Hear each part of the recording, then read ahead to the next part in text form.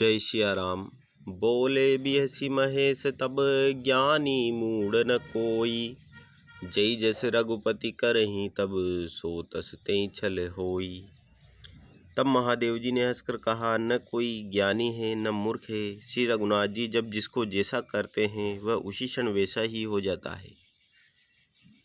कहु राम गुण गाथ भरद्वाज सादर सुनऊं। भवभंजन रघुनाथ भजू तुलसी तजी मान मद। याज्ञवल्क्य जी कहते हैं, हे भरद्वाज, मैं श्री रामचंद्र जी के गुणों की कथा कहता हूँ, तुम आदर से सुनो। तुलसीदास जी कहते हैं, मान और मद को छोड़कर आवागमन का नाश करने वाले रघुनाथ जी को भजो। हिमगिरि गुहा एक अति पावनी, बह समीप सुरसरी सुहावनी।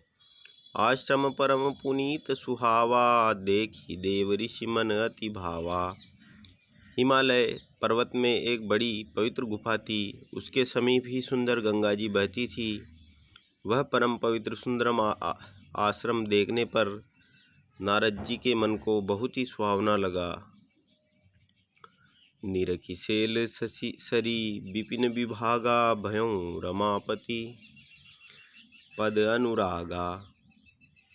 सुमिरत हरिहि श्राप गति बाधी, सहज विमल मन लागी समाधि।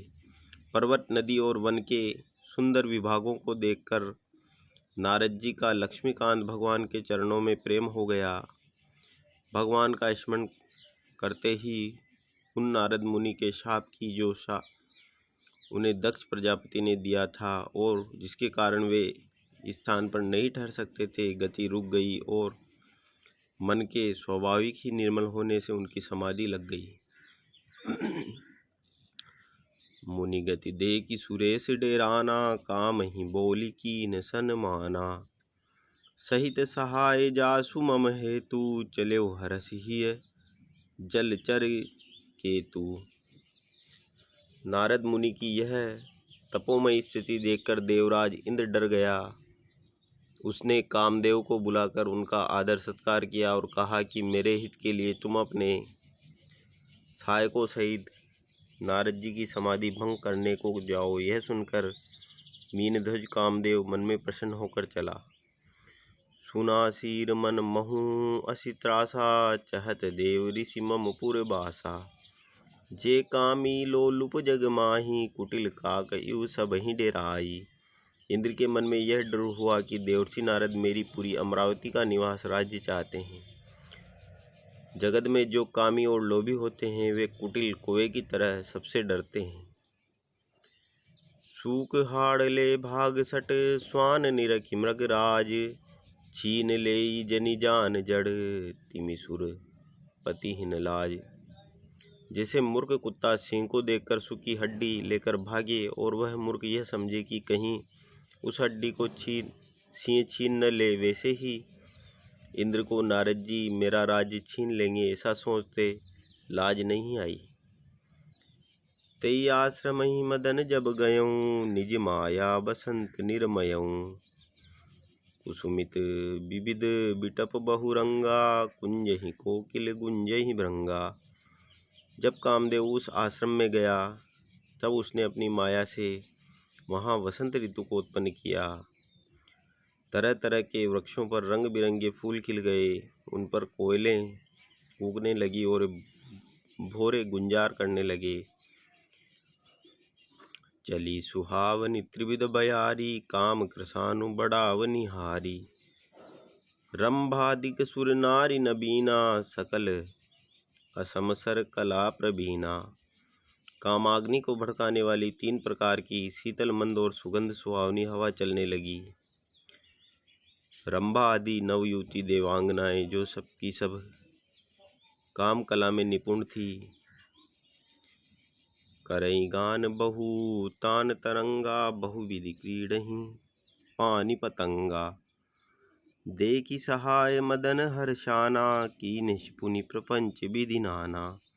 वे बहुत प्रकार की तानों की तरंग के साथ गाने लगी और हाथ में गेंद लेकर नाना प्रकार के खेल खेलने लगी।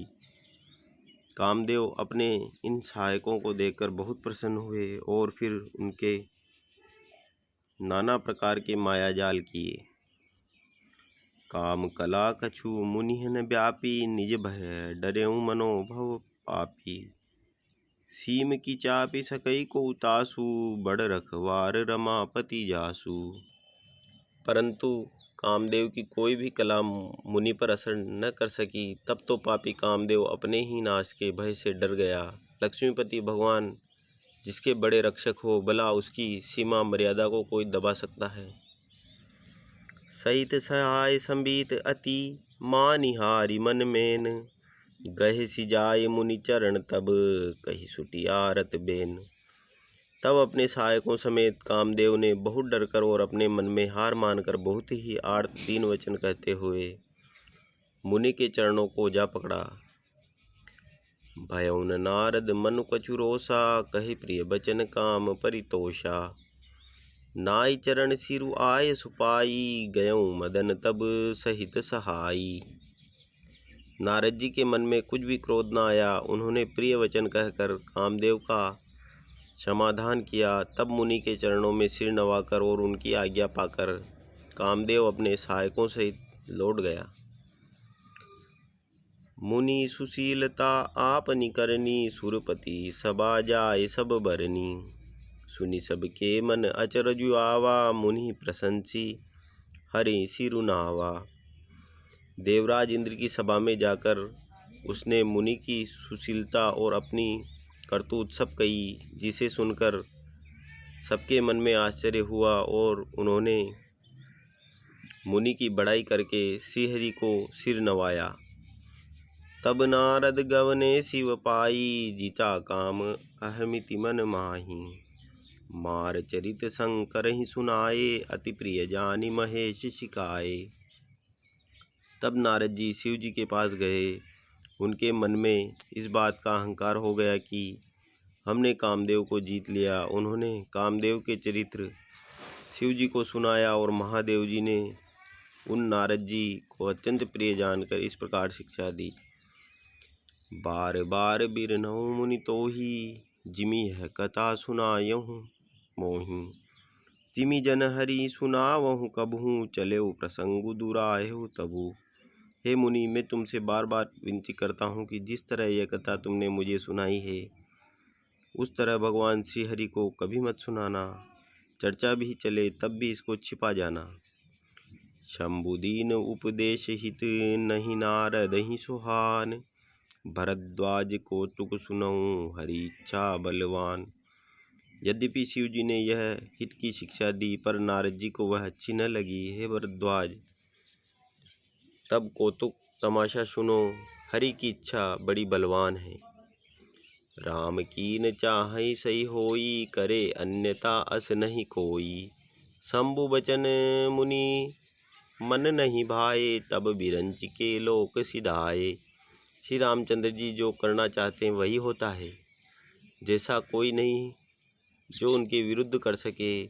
श्री शिव जी के वचन नारद जी के मन को अच्छे नहीं लगे। तब वे वहाँ से ब्रह्मलोक को चले गए।